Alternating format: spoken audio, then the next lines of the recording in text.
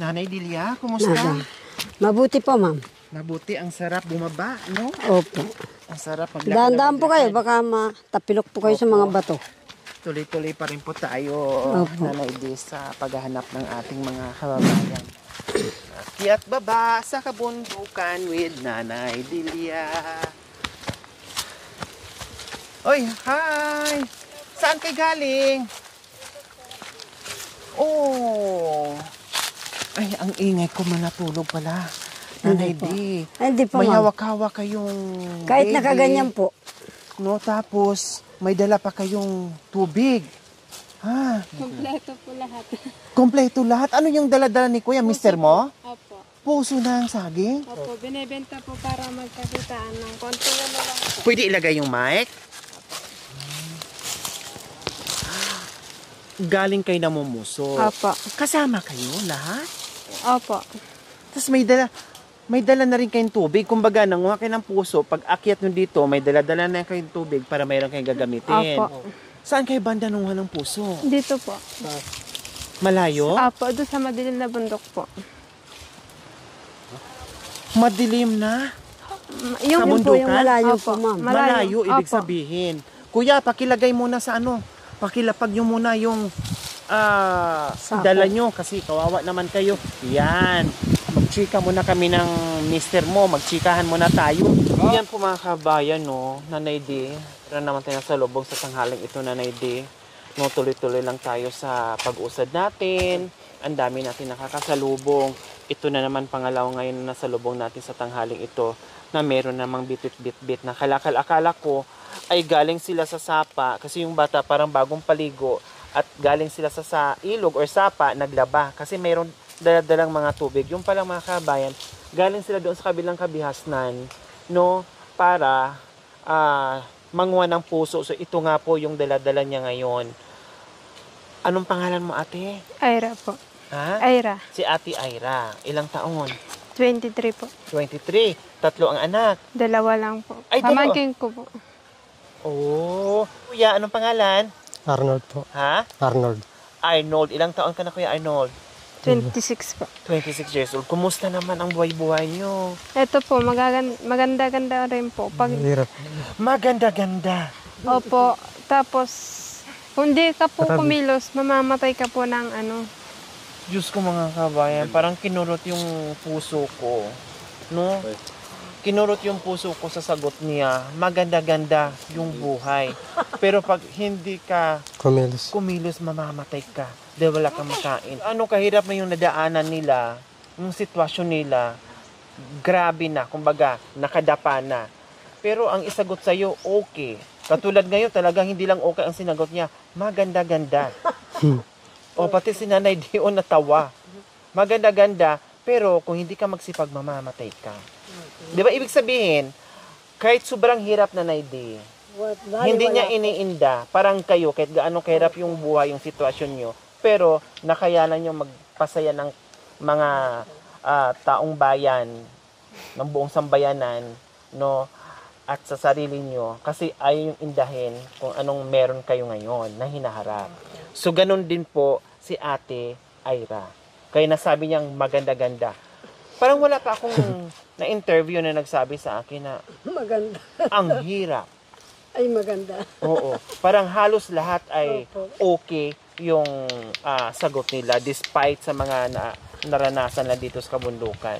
Okay, Ate Aira. Buko doon, Kuya Nold, sa pamumuso nyo, ano pa ang ginagawa nyong ibang trabaho para hanap buhay?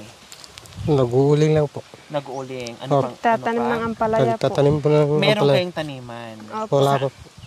Sa parang- tagulan lang po. Sa tag-ulan lang yung pagtatanim nyo. Opo. Pag taginit po, mamamatay ang halaman po. Oo, kasi walang tubig. Bali, ang ginagawa nyo talaga, ang pinaka-income nyo, itong pamumuso. Oh, mabilis po kasi itong puso eh. Yun nga lang, ang dami ko nang na-experience na yung mga ganyang hanap buhay. Yun nga lang, kukunin yan doon sa madilim na lugar. Sa ibig yung sabihin sa malayo. Oh, Kasi mga wild banana, kung tawagin, no, ay hindi yan dito nakukuha sa dito lang, sa malapit. Kundi talagang doon sa kabilang kabihasnan, sa Oh. kabilang bundok, doon yan hahakutin at yung daan dyan ay makakasalubong mo puro ahas. Kumbaga delikado. Opo. Ingat ka ha sa pangunguha ng puso. May mga bata, delikado. Or halimbawa, kung dyan man ko kasi kuya ng pamumuso niya, dito lang kayo mag-aantay. Huwag na kayong sumuot doon o sumama pa sa mga masusukal na sobra-sobra kasi kawawa yung mga bata. Ang kalaban dyan, buwis buhay ang hanap buhay na yan eh. Oo. Bakit nasabi kong buwis buhay na hanap buhay na yan? Kasi ang kalaban mo dyan is ahas. Pag natuklaw ka, makamandag yun, malayo ang inuuwian nyo, baka hindi na makakauwi ng bahay. At marami na rin nangyayaring ganyan. Tama po ba ako, Nanay D? Na nakagat ng ahas, na hindi na nakauwi ng bahay, patay na? Opo. Ay, delikado. Meron din pong namatay dyan, ma'am. Maraming tabunan ng naabutan ng lindol. Dito din po. Opo, makikita rin natin yung bundok na naputol. May bundok dyan na nahiwa, nag-landslide, Opo. Tito niya po. natabunan. Opo, tatlong ano sila po. Dalawang magtatay tapos Isang yung- manugang na lalaki. bayaw niya yata po yun. So ayan po mga kabayan. Kumusta naman? Tanghali na ano kinain nyo bago kayo naglakad ulit Wala po. pauwi? Wala Ha? po, boy. Wala Hindi po. pa po kumain. Kinain. Anong kinain niyo kaninang umaga? Kanina Bago lang. kayo Doon umalis? lang po.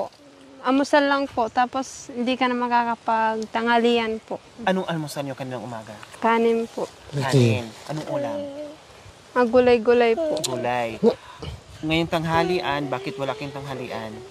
Yun nga po yung nasunod namin yung asawa ko na para magdala ng puso, para may benta po. May So, ibig makain na sabihin, naman po kami po. Ibenta mo na ang kalakal niyo na dala-dala niyo ngayon Opo. bago makabili ng pananghalian. Apo.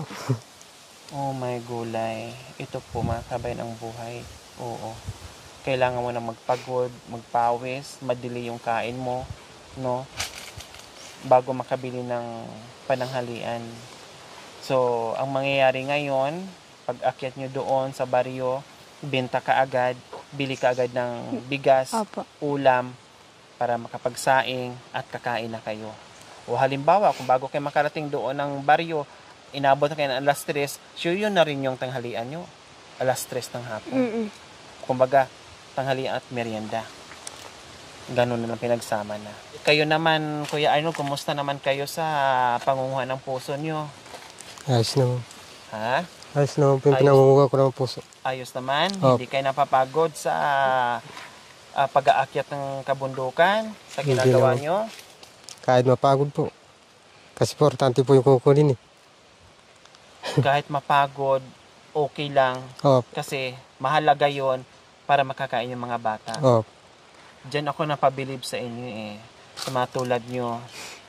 Kung bakit wala akong tigil sa pag-aakyat baba dito sa kabundukan. Kasi grabe kayo, napakasipag. Hindi nagsasawa, hindi napapagod, hindi iniinda yung hirap, napakasipag. Oo. Kaya lalo akong napabilib sa inyo dito. 'Di ba? Kumbaga, yung mga bagay-bagay na parang feeling ko na hindi ko kaya pero sa inyo parang wala lang. Kinakaya nyo para sa mga anak. Mm. Diba? Okay, sige po mga kabayan. Para makakauwi sila na halimbawa hindi pa nila maibenta yung kanilang kalakal, makabili man lang sila ng bigas para makasaing kaagad at makakain sila. Walang bigas, tama? Kasi kailangan pang ibenta. Pambili ng bigas. Pambili ng bigas. Anong gusto yung ulam ngayon? Iulam. Tilapia po. Tilapia. Sige, pambigas mo yan, pang tilapia. Ano pa? Nag-aaral yung mga Apo. bata? Kinder, Ito ay, yung May pangbaon-baon ka ba sa mga Wala bata? Sige. Bilang kita, pangbaon sa mga bata, sana po nag-aaral, at yung gamit niya, kung ano pang gamit niya sa school, nawala. Nakapunta na ba kayo ng bayan? hindi pa po. Magkakasama kayong apat? Hindi po. Hindi. Pumunta kayo sa bayan, kumain kayo ng masarap doon. Kung anong gusto ng bata at gusto mo, kunin nyo. Ayan. At hindi lang yan, siyempre pumunta ng bayan, ibili ng damit o mga chinilas kasi walang chinilas yung mga bata. Ibili mo ng mga gamit, bili ka ng damit, mga bata, ikaw, si kuya, chini-shopping mo doon sa bayan. Sige po. Mamaya, pag-uwi mo ng bahay, pag-iis kayo, punta kayo ng bayan, bili kayo ng lahat ng pangangailangan mo, bili ng bigas, bili ng tilapia na sinasabi mo, bili ng gamit ng mga bata, damit, ulam, lahat. Bilihin mo na. Ha? Sige. Parang natulala ka, Ate Ira. Magkano pang hawak nyo? Bilangin nyo nga.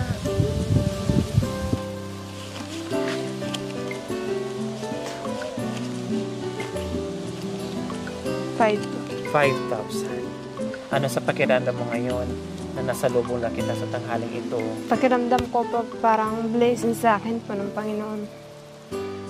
Na kahit naglakad-lakad ka lang po, parang pulot mo lang po. Yung hindi mo dapat mapulot sa daan po. Na bigla lang malaga, lumaki. opo. Na hindi nyo minsan mahawakan na Opo. ganong buo Kung kalaki. makahawak lang naman din po kami, nasa 500 lang po. Kinabukasan, wala na po yun. Tapos dahil sa mahal ng bilihin namin dito.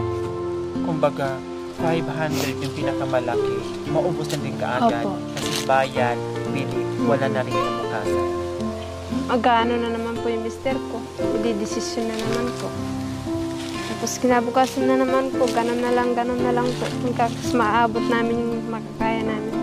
Masaya ba si Ate Ira sa hawak? Masaya po. Pa. Kaya maraming salamat dito po sa binigay ng Lord po na ganitong kalaki po. Sa Ibas Square Almond ngayon, Oh, sa biyayang natanggap nyo, maraming salamat. ano nangyari pala maitanong ko lang sa mata nyo, Kuya ano? Ano po siya yan? Sore eyes.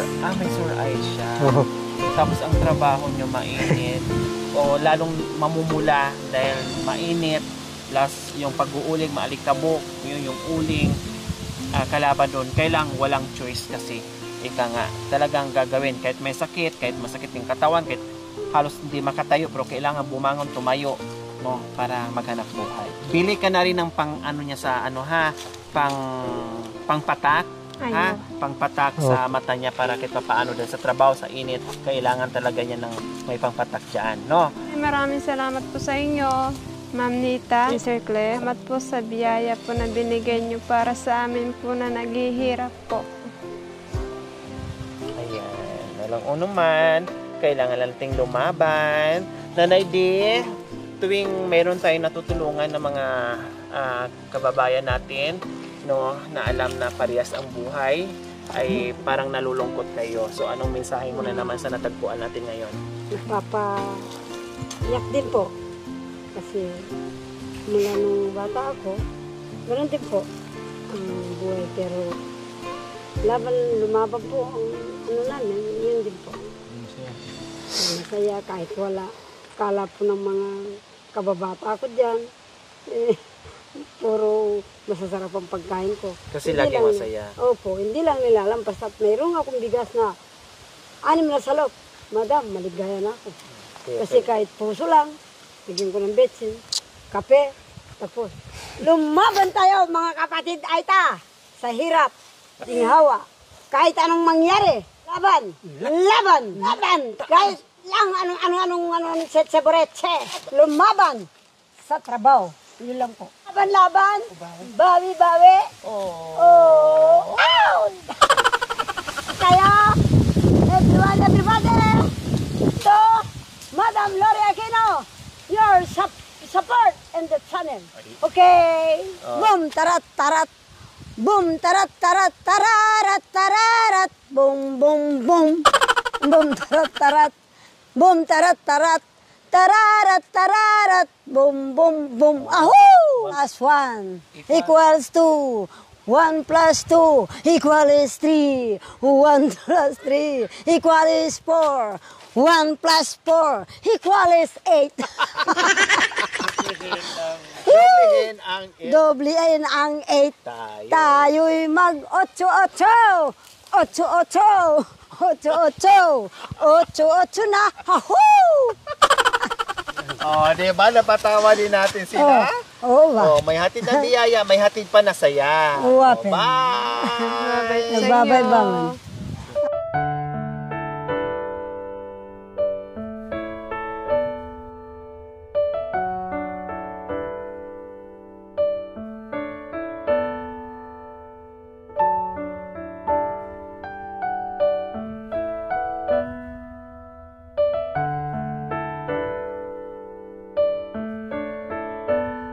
Thank you for watching.